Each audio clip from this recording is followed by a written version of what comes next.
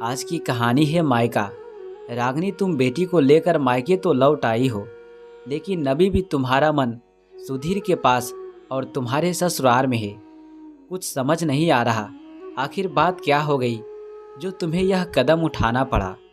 कुछ नहीं माँ, आप चिंता मत करो, धीरे धीरे मेरा मन लग जाएगा। यहाँ हमारा कोई झगड़ा नहीं हुआ, मेरी परेशानी कुछ और है। ससुराल में सब आपस में जब बात करते हैं तब मैं कुछ बोल ही नहीं पाती। इस कारण कई बार कुछ चीज़ें तय करने में मेरा रोल नहीं होता।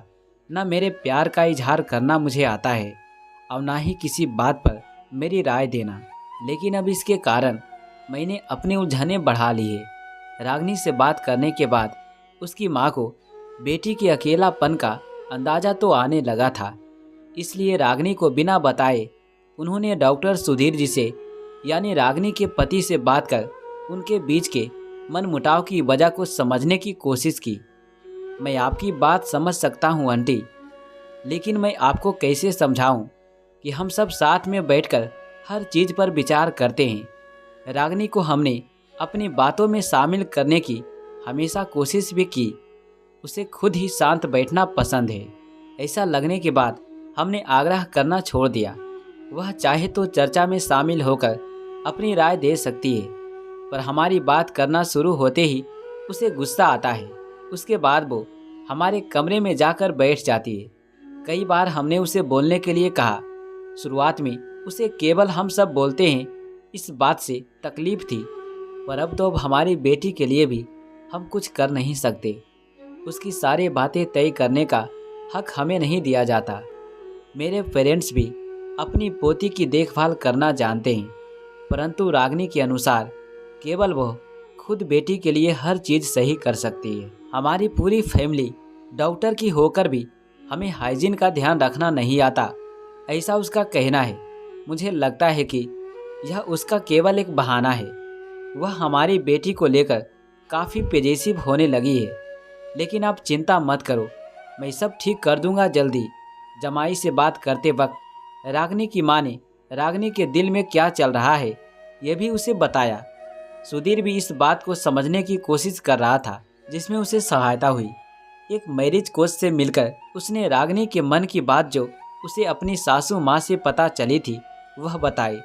मेरी समझ में नहीं आ रहा है कि मेरे पेरेंट्स और मैंने कभी भी रागिनी का दिल नहीं दुखाया, फिर भी उसे ऐसा क्यों लगता है कि वो उस घर में अकेली पड़ गई है और हम सब एक टीम बनकर उसके विरोधियों जैसे बर्ताव करते हैं। वह कम बोलना पसंद करती है, इसलिए हमारे साथ बैठकर भी वह अपनी राय नहीं देती।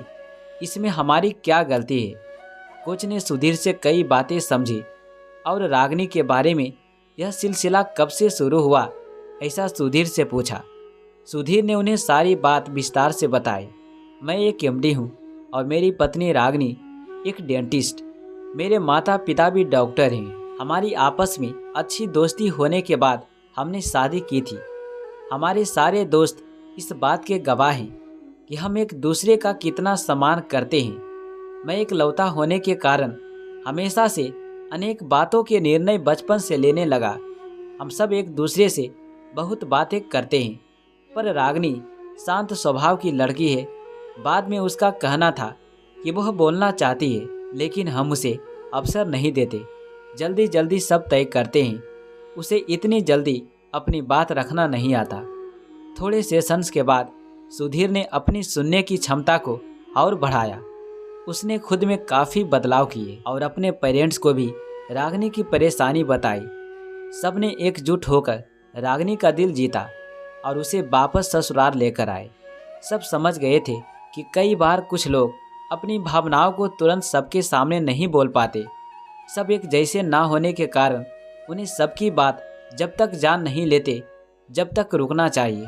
रागिनी केवल अपनापन चाहती थी, कोई उसकी राय को भी समझे, इन बातों की अपेक्षा में थी। पर यह भी वो खुलकर नहीं कह सकी थी। आपस के अलग स्वभाव गुण समझने की छोटी सी कोशिश भी टूटे दिलों को फिर से मजबूती से जोड़ सकती है। सुधीर और रागिनी सबके साथ आज खुशहाल जिंदगी जी रहे हैं। तो दोस्तों, ये छोटी सी कहानी कैसा लगा प्लीज़ कमेंट करके हमें ज़रूर बताएं। और यहाँ तक बने रहने के लिए आप सभी को दिल से शुक्रिया।